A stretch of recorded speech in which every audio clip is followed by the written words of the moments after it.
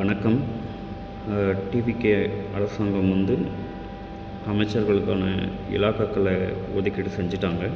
அதில் சட்டம் ஒழுங்கு, பெண்கள் நலன் மற்றும் குழந்தைகள் நலன் போன்ற 15 துறைகள் முதலமைச்சரின் கட்டுப்பாட்டில் தான் இருக்குது. ரிமைனிங் ஒவ்வொருத்தருக்கும் பிரித்து கொடுத்துருக்காங்க. இப்போ இருக்கிற அமைச்சர்கள் பார்த்தா நிர்வாகம் செய்கிறதுக்கு போதுமான அமைச்சர்கள் இல்லை. ஏன்னா டிவிகேல எல்லாருமே இளம் வயதினர், முதன்முறையாக சட்டமன்றத்துக்கு வந்திருக்கிறவங்க, சுத்தமாக அனுபவமே இல்லாதவங்க. அதனால தான் இப்போ இலாக்கா ஒதுக்குறதுல ஒரு சின்ன காலதாமதம் ஏற்படுது அப்படின்னு தோணுது. அதனால தான் முதலமைச்சர் விஜய் அவர்கள் முக்கியமான துறைகள் எல்லாமே அவரோட கட்டுப்பாட்டில் வச்சுருக்காரு. இது கொஞ்சம் சிரமம் தான். அவர் ஒட்டுமொத்தமாக அவரோட ஷோல்டரில் வச்சு அதை எடுத்துகிட்டு போகணுன்னு நினைக்கிறாரு. ஏன்னா அந்தந்த துறைகளோட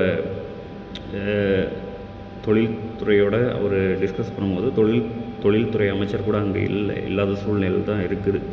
இப்படி இருந்தாலும் அவரோட ஷோல்டரில் ஒட்டுமொத்தமாக எல்லாத்தையும் எடுத்து வச்சு ஆல்ரெடி நிதி சுமையை எதிர்கொண்டு இருக்கிற தமிழ்நாட்டோட இப்போது ஒட்டுமொத்த உலகமே பொருளாதார நெருக்கடியை நோக்கி நகர்ந்துட்டுருக்குது. அது எப்போ வேணால் அனௌன்ஸ்மெண்ட் வரலாம். இப்படிப்பட்ட ஒரு கடினமான சூழ்நிலையில் எப்படி சமாளிக்க போகிறாரு விஜய் அப்படின்றத நம்ம பொறுத்து பார்க்கணும்.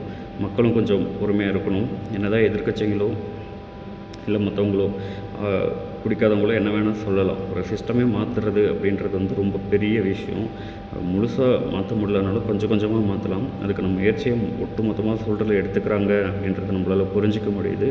பொறுத்திருந்து பார்ப்போம். அது வரைக்கும் நம்ம அவங்களுக்கு முடிஞ்ச வரைக்கும் உறுதுணையாக இருப்போம்.